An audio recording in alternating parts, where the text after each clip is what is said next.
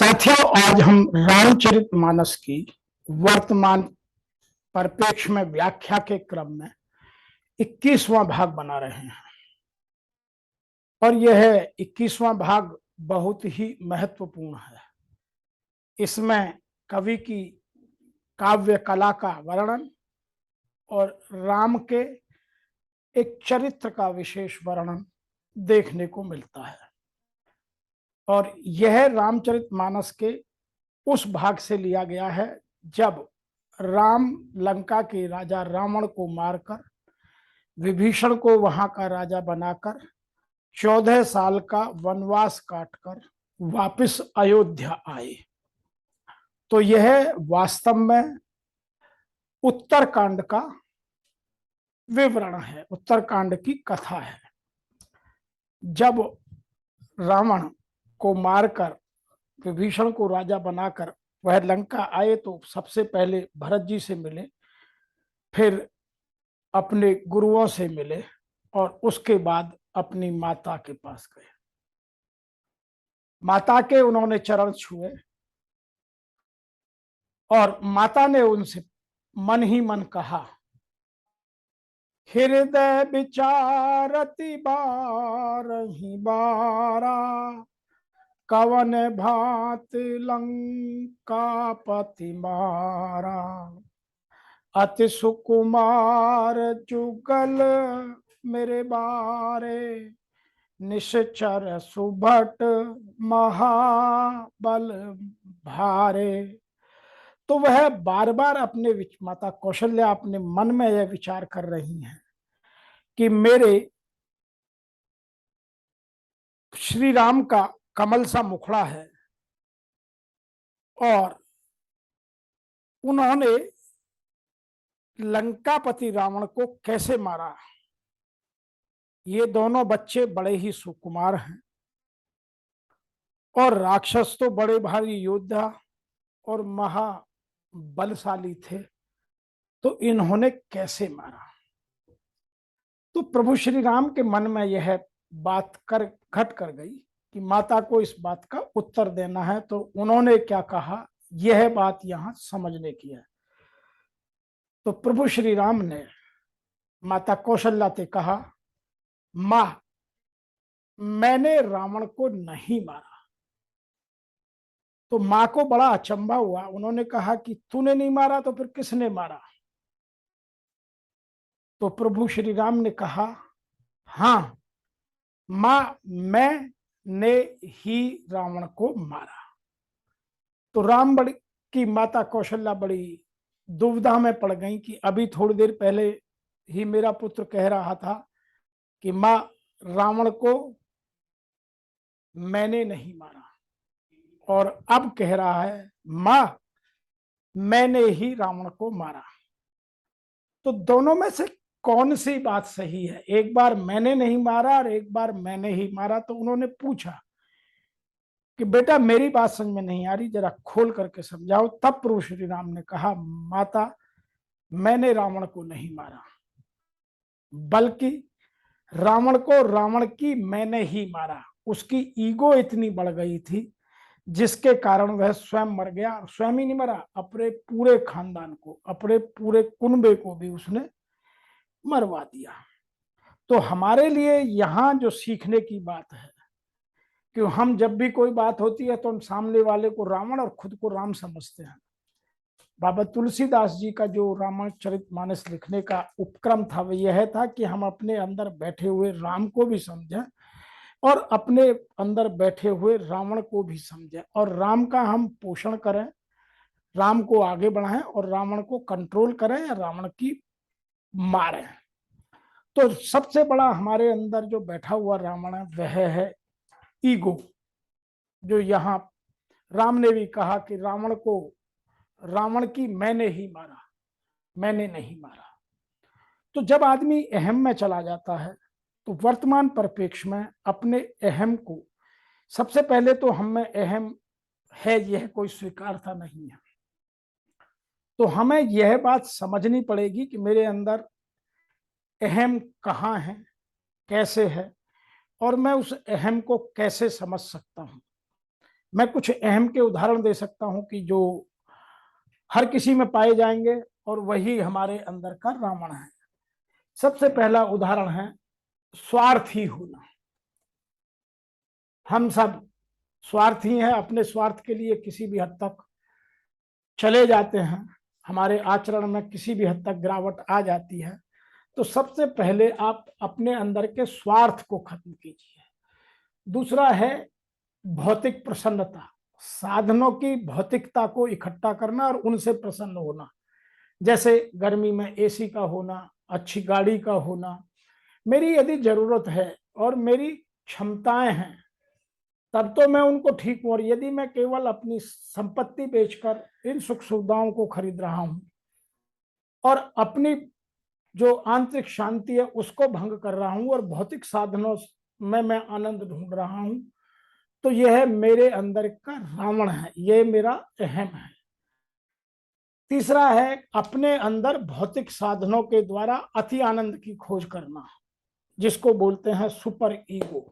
जब हम बहुत ज्यादा अपने अंदर किस आनंद की खोज में लग जाते हैं, आंतरिक आनंद नहीं, बाह्य आनंद को खोजने लगते हैं, बड़ा बंगला हो, बड़ी गाड़ी हो, बच्चे विदेश में जॉब करते हों, लोग मेरे की रेस्पेक्ट करते हों, लेकिन मैं अपने व्यवहार को, अपने आचरण को ठीक ना करूं, तो यह भी एक ईगो स्टेट है। आगे का है कि ईगो के में हम बागी बन जाते हैं या बागी हो जाते हैं, किसी को भी धोखा दे देते हैं।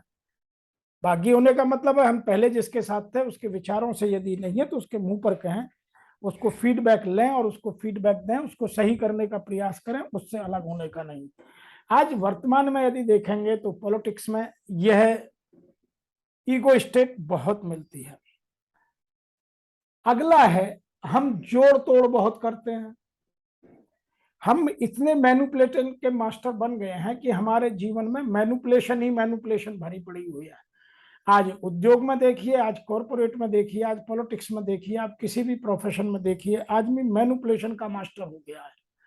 वह सत्य की खोज में नहीं है, वह संस्कारों की खोज में नहीं है, लेकिन मैनिपुलेशन से अपने आप को आगे बढ़ा रहा है।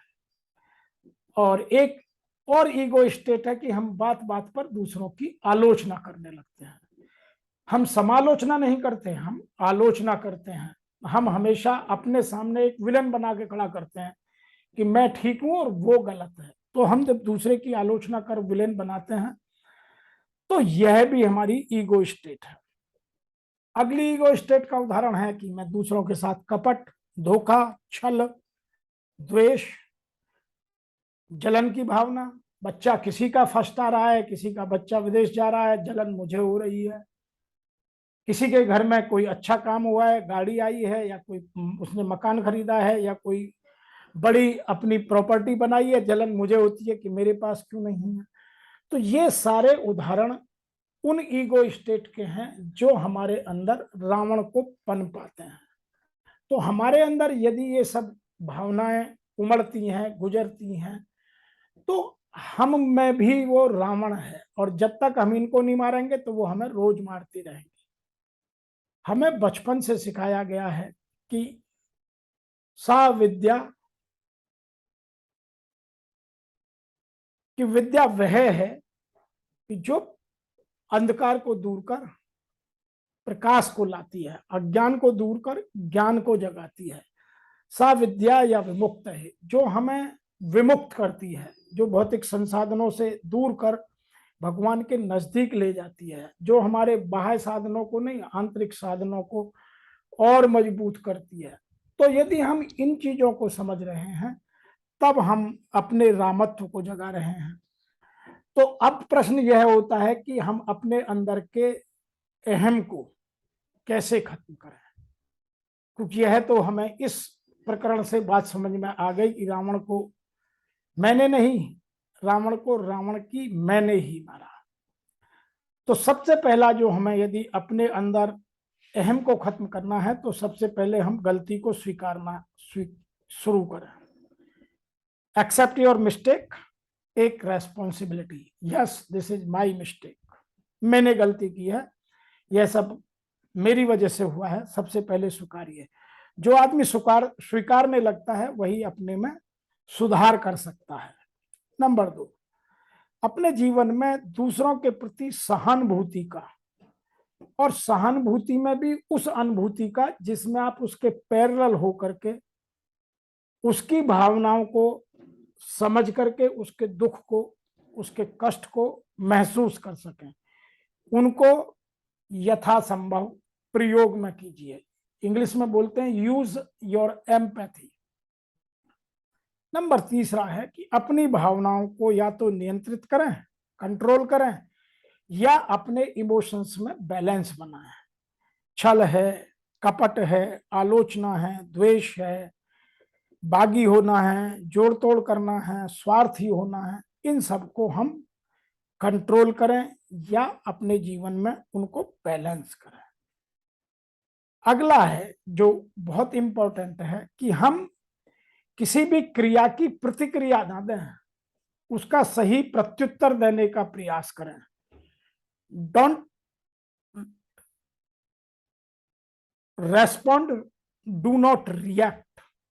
तो हम रेस्पॉन्ड करना सीखें, किसी पर एकदम इमीडिएटली रिएक्ट ना करें। और नंबर 5, यदि हम अपने अंदर के रावण को मारना चाहते हैं तो हम ईमानदारी से प्रतिपुष्टि, फीडबैक लें और फीडबैक दें, प्रतिक्रिया या पुनर्निवेश करें। एकदम हम किसी चीज का प्रतिक्रिया देने की कोशिश ना करें, पहले उसको समझें कि ऐसा क्यों हुआ, उसकी क्या व्यवस्था थी, क्या उसकी परिस्थिति थी, जिन परिस्थितियों में उसको ऐसा करने के लिए विवश होना पड़ा।